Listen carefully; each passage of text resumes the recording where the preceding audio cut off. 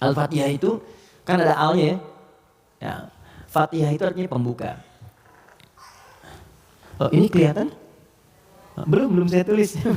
Masya Allah, imannya kuat banget, belum ditulis udah kelihatan. Oh, luar biasa. Ya, semoga Allah ampuni dosa kita. Fatihah. Oke. Sini baik-baik, fokus. Fatihah itu artinya pembuka, bukan sekedar pembuka, tapi pembuka semua ragam kebaikan, semua jenis kebaikan.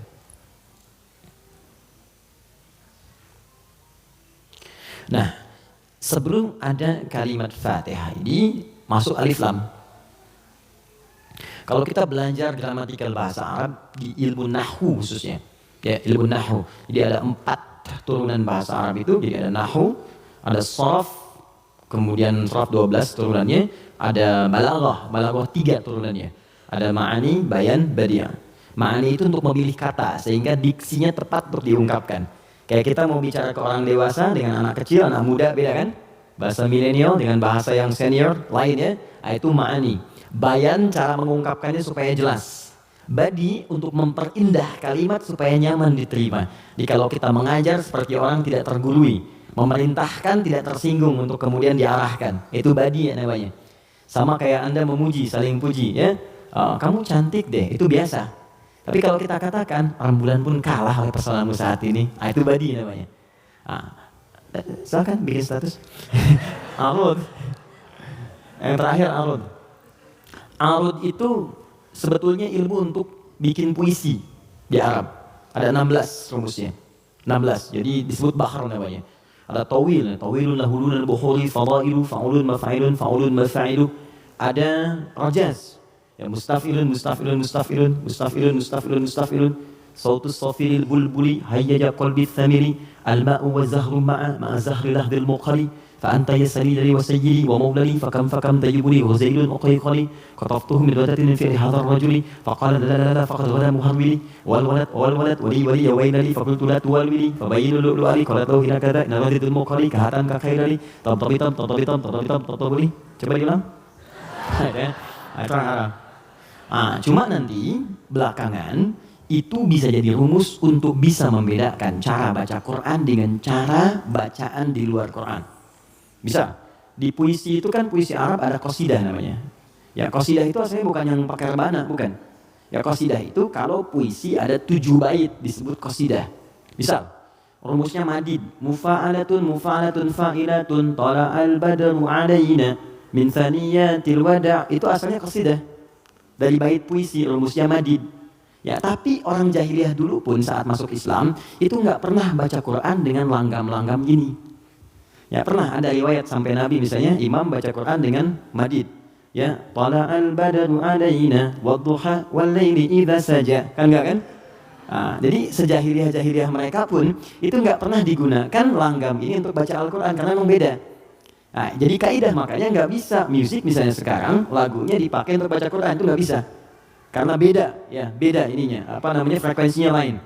Gak ada kan imam baca sekarang iyyaka na'budu wa iyyaka nasta'in, gak ada kan? Ya bisa sih bisa, cuman enggak gitu ya. Kan gak enak kedengarannya. Itu ilmunya arud namanya. Dan ini ilmu bisa digunakan untuk mengukur pahala yang diberikan oleh Allah. Nanti lain waktu kita bahas. Nah, di ilmu nahwu ada al. Al ini punya 2 arti secara umum. Satu disebut ta'rif, ma'rifat. Ma'rifat.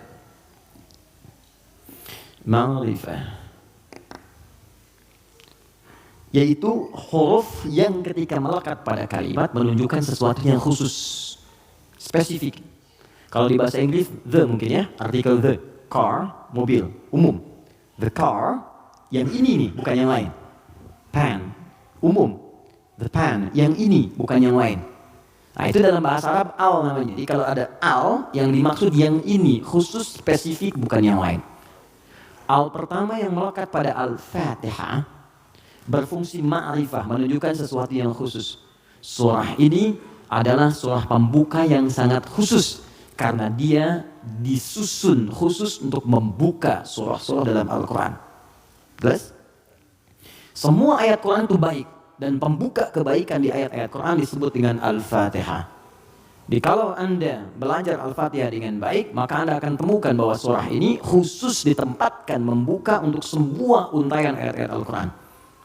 Yang kedua, Al di sini kenapa disebut Al-Fatihah? Karena surah ini khusus ditempatkan untuk membuka bacaan dalam sholat. Jadi ketika kita mulai takbir, Allahu Akbar, rukun bacaan pertama dalam sholat itu Al-Fatihah. Jadi kalau bapak, ibu, teman-teman, ikhwan, akhwat tidak baca iftitah, itu sholatnya masih sah. Karena sunnah hukumnya. Tapi kalau Anda sengaja nggak baca Al-Fatihah, maka Anda mengulang sholat, batal hukumnya. Jelas? Nah, yang dahsyat yang mau saya sampaikan, ini rahasianya. Oh, saya fokus ya, ini rahasia, dan di antara kita saja. Oke. Disebut alnya yang kedua dengan istighraq namanya, istighraq. Ya, jangan hafalkan istilahnya, yang penting paham maksudnya. Istighraq itu al yang menunjuk makna yang komprehensif, holistik, sesuatu yang menyeluruh. Semua menyeluruh sifatnya, tanpa kecuali. Oh, contoh gini. Alhamdulillahi Rabbil Alamin. Al di situ mencakup semua maknanya, komprehensif, seluruhnya tanpa kecuali. Makanya ketika hamdun artinya pujian, alnya diartikan segala. Lihat terjemahan, segala puji hanya milik Allah. Alnya semua, jadi semua jenis pujian kembali ke Allah. Nah, konsekuensi fikihnya, kalau kita katakan semua pujian hanya milik Allah, berarti jangan mengambil bagian dari pujian itu, sehingga berkuranglah sifat pujian kita kepada Allah. Contoh, Anda punya anak nih, dilatih baca Quran, bagus, sampai hafal 30 juz. Tiba-tiba teman berkata, oh Masya Allah, akhi, anaknya pintar sekali, bagus, hafal Quran. Anda katakan, Alhamdulillah, semua karena Allah. Cukup. Jangan tambahkan lagi. Kalau Anda tambah, berkurang pujian itu. Ya, saya juga berdoa sih, malam-malam saya doakan, terus saya latih juga, kirimkan pada guru yang baik. Itu jadi wasilah, nah, itu berkurang. Jelas ya? Anda sakit, kemudian ke rumah sakit, terus kaki sudah mulai agak baik, teman-teman nengok, gimana kondisinya bro? Ya kawan, bagaimana kondisinya? Alhamdulillah sudah baik. Nah kalau sudah alhamdulillah jangan ditambah. Ya walaupun sedikit, ya walaupun meskipun barangkali itu hilang semua, karena ada al. Nah sekarang masukkan ke sini. Tadi teman kita baca Al-Fatihah, fungsi yang kedua dia ini istighraq, menunjuk pada makna semua tanpa kecuali. Kalau digabungkan dengan makna ini rahasianya, pembuka jenis kebaikan. Masuk al di sini. Maka surah Al-Fatihah, seluruh ayatnya, kalau dipelajari dengan benar dan diamalkan, dia akan membuka semua jenis kebaikan yang diharapkan dalam hidup. Orang ingin sukses, pelajari Al-Fatihah, maka akan dibuka kesuksesan. Ada yang sakit, ingin mendapat kesembuhan cepat, pelajari Al-Fatihah. Di situ ada rahasia bagaimana mendapatkan kesembuhan cepat dari Allah. Orang ingin rezeki, ingin ilmu, pelajari Al-Fatihah. Maka di situ ada nilai-nilai kebaikan yang cepat dibuka. Makanya satu-satunya surah dalam Al-Quran yang banyak namanya sesuai dengan objek kebaikannya hanya Al-Fatihah. Dia disebut Asy-Syifa karena di dalamnya ada kandungan untuk mempercepat datangnya kesembuhan dari Allah. Ada kepala suku di Arab dulu tersengat kalajengking Arab. Racun masuk ke dalam sampai sekarat. Secara medis nggak bisa, semua angkat tangan. Datang rombongan sahabat. Yang tadinya mampir ditolak, kemudian dikejar. Ada nggak yang bisa menyembuhkan di antara kalian? Satu orang mengangkat tangan. Kata orang ini, insya Allah, bukan saya akan sembuhkan, kalau Allah berkehendak. Dibawa orang ini, kemudian menghadap pada kepala suku tadi, dilihat kondisinya, dibacakan Al-Fatihah. Hanya sekali baca. Tidak diulang, tanpa wasilah apapun, begitu dibacakan, selesai baca, sembuh orangnya.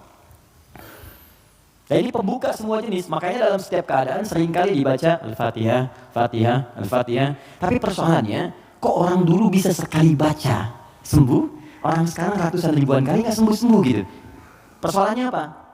Nah, rahasia Al-Fatihah ada di ayat kelimanya. Ini yang mau saya sampaikan, ini hadis qudsi di sini. Ya. Ayat kelima, yuk kalau kita hitung dari Bismillahirrahmanirrahim, Alhamdulillahirabbil alamin, Arrahmanirrahim, Maliki yaumiddin. Kelima, Iyyaka na'budu wa iyyaka nasta'in. Saya bacakan hadis qudsinya, ini yang mengiringi ayat ini saat diturunkan. An Abi Hurairah radhiyallahu taala anhu qala, dari riwayat sahabat Abu Hurairah semoga Allah meridhai kepadanya, qala Rasulullah sallallahu alaihi wasallam, Saya mendengar Rasulullah SAW berkata, Qala Allahu Azza wa Jalla. Kata Nabi, saya mendengar Allah menyampaikan di hadis qudsi, qasamtu shalat baini wa baina abdi. Saya bagi salat kepada dua bagian, antara aku dengan hambaku. Wali abdi ma sa'al. Dan kalau hambaku benar menunaikan tugasnya, maka aku akan kabulkan apapun yang ia minta pada saat itu.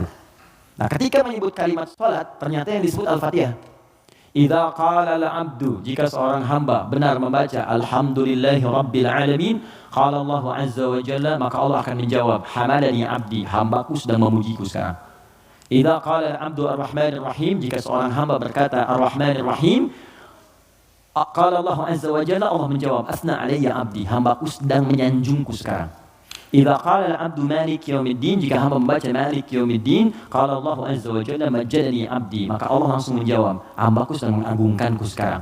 Gini, maksud kalimat ini di pembuka yang 4 ini, kata para ahli hadis, salah satunya ingin memberikan gambaran kepada kita bahwa setiap beraktivitas rasakan kita dipersaksikan oleh Allah.